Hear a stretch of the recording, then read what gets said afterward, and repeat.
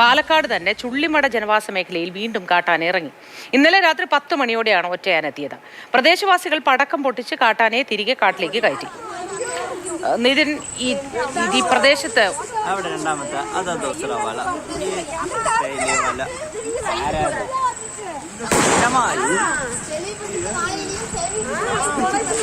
ഇനി ഒന്നുകൂടെ ഉണ്ടാവും. ഇതിനാണ് ഇതിനെയാ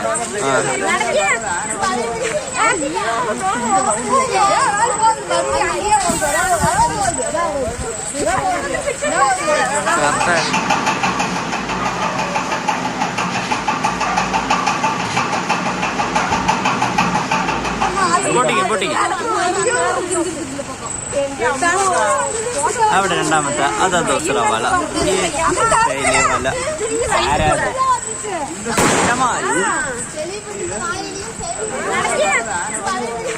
നിതിന്, ഈ ചുള്ളിമട എന്ന ജനവാസ മേഖലയിലും കാട്ടാന ഇറങ്ങിയിട്ടുണ്ടല്ലോ. അവിടെ ഒന്നിലേറെ കാട്ടാനകൾ പ്രദേശത്ത് എത്തിയിരുന്നോ?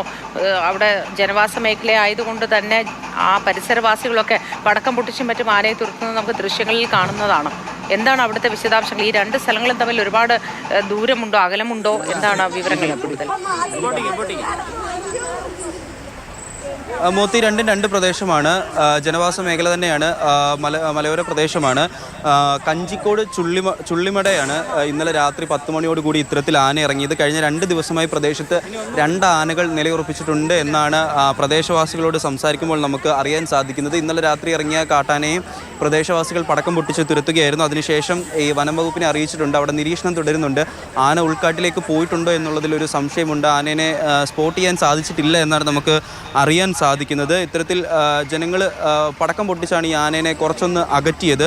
ഈ പോകുന്ന വഴിക്ക് അവിടെ ഉണ്ടായിരുന്ന ഒരു സ്വകാര്യ എഞ്ചിനീയറിംഗ് കോളേജിൻ്റെ മതിൽ ചെറുതായിട്ട് തട്ടിയിട്ട് അത് തകർത്തിട്ടാണ് ഈ ആന കടന്നു പോയിരിക്കുന്നത്. അപ്പോൾ അത്തരത്തിൽ ജനവാസ മേഖലയും കോളേജും ഒക്കെ ഉള്ളൊരു ഭാഗത്താണ് ഇന്നലെ രാത്രി 10 മണിയോട് കൂടിയിട്ട് കാട്ടാന ഇറങ്ങിയത്. മോത്തി, ശരി നിതിൻ, ജനവാസ മേഖലയിലേക്ക് കാട്ടാനകൾ ഇറങ്ങുന്നു, വന്യമൃഗങ്ങൾ ഇറങ്ങുന്നു. ഈ ശല്യം രൂക്ഷമായതിനെ തുടർന്ന് പല ആവശ്യങ്ങളും ജനങ്ങളുടെ ഭാഗത്തു നിന്നുണ്ടായി.